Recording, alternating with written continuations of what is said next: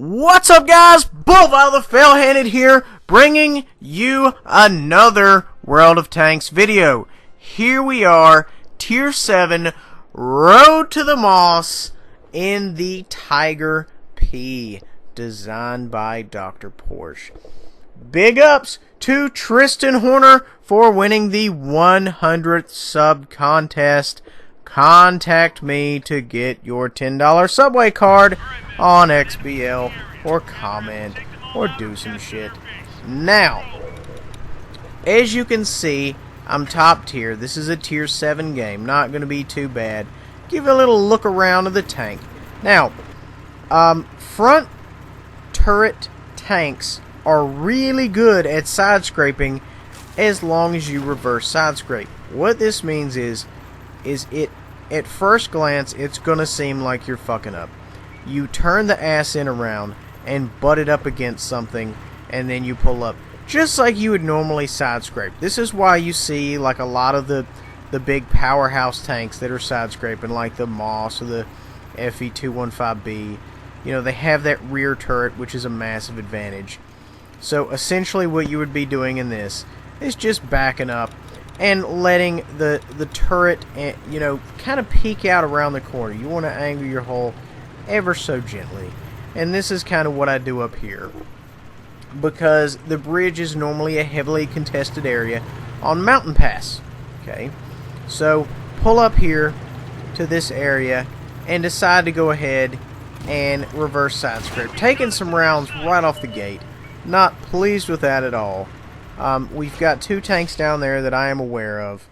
So at this point, you know, I kind of said, you know, let me back up, let me reverse side scrape. And another benefit of this is you can kind of peek around the corner a little bit better, because, you know, your turret is on the rear of the tank, essentially. So as long as, you know, they can't shoot the front, which they're never supposed to be able to shoot the front if you're reverse side scraping. If you're side scraping at all. So if you're side scraping and they shoot your front or your lower plate or whatever, you're doing it wrong. So don't do that. Okay, we have a couple of guys down here trying to get some shots in. You know, the gun just it's fighting me every bit of the way. The gun's fighting me. Nothing I can do about it. Decide to go ahead and angle up a little bit more. 70 degrees in this game is the magic number. That's your auto bounce. If it hits at 70 more, it's going to go.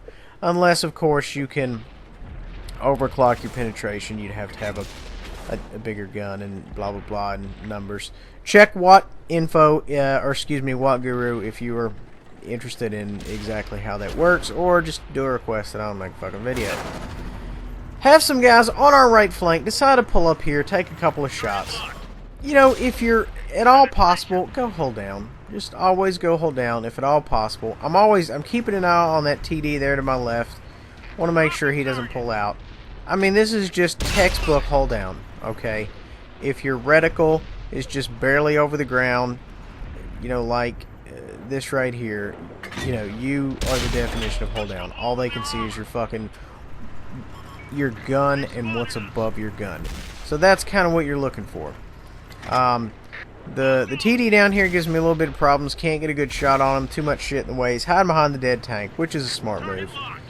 He pulls out a little bit too much. He fucks up. I go ahead and end his ass and go ahead and charge over the bridge, or as fast as a tank with hydroelectric transmission can charge over the bridge. The reason they didn't go with these in World War II instead of, you know, they went with Henchel's traditional Tiger instead of Porsche's, Dr. Porsche's Tiger, is because his tank caught on fucking fire during the trials in front of Hitler, which was a bad move. So, fuck him if he can't take a joke. Still made a hell of a tank destroyer and awesome cars, so he didn't lose. Henschel, on the other hand, said, hey, listen, let's do shit traditional, let's just make it big and goddamn German.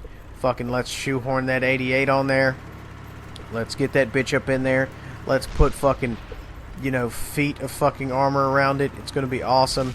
Hitler's like, word, it is awesome. Everybody agreed, and it was awesome. Alright. Now, moving around the corner here, we've got a TD kind of dug in. Not too crazy about that.